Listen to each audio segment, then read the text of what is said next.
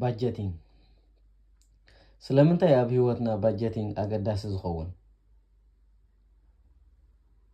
ብኸመይ ከ ባጀቲንግ ክንገብር ንኽእል በኣርከስ ነዘን ክልተ መደባት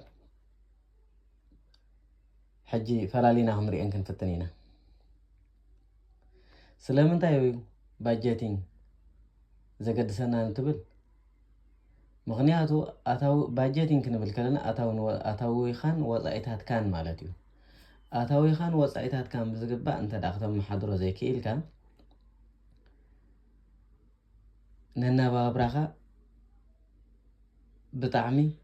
ሓፍለጠቕ እዩ ዘብሎ ብስሩዕ እውን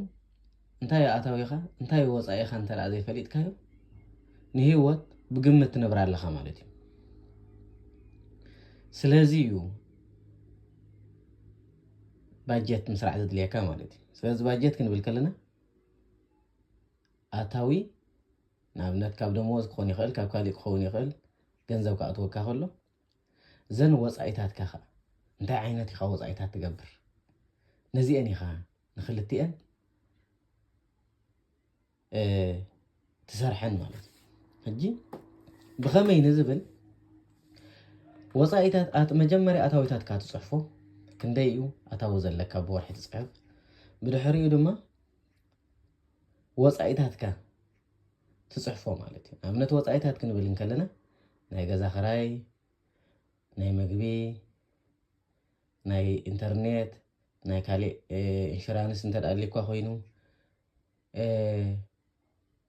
ሓወላ ካልኦትን ዝኣምሰሉ ወፃኢታትካ ትፅሕፎም እሞ ሽዑ ኣብ ወርሒ ክንደይ ወፃኢታት ጌርካ ክንደይ ከደመወዝ ተኸፊልካ ወይ ክንደይ ኣታዊ ነይሩካ ብድሕሪኡ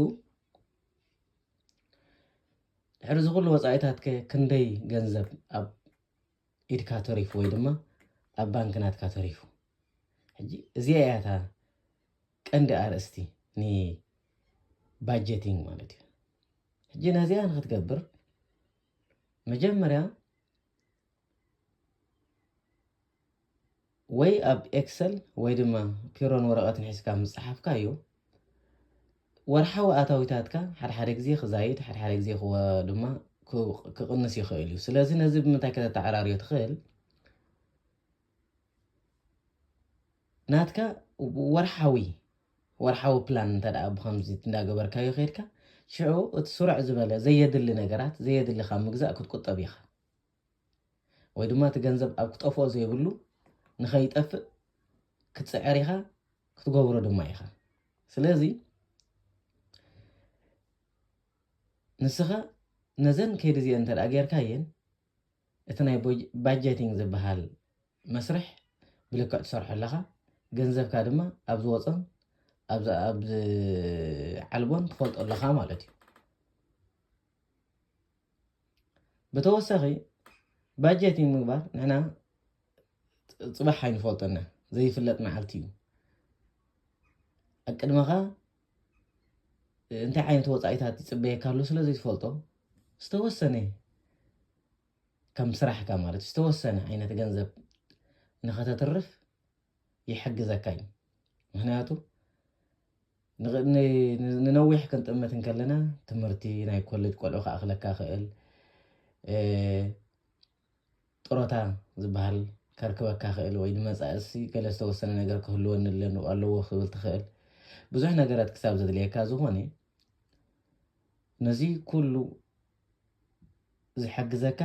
ባጀቲንግ ብመልክዕ ወርሓዊ ወይ ድማ ኣብ 2 ሰሙን ብዝስራዕ ፕሮግራም እንዳገበርካ ክትከይድ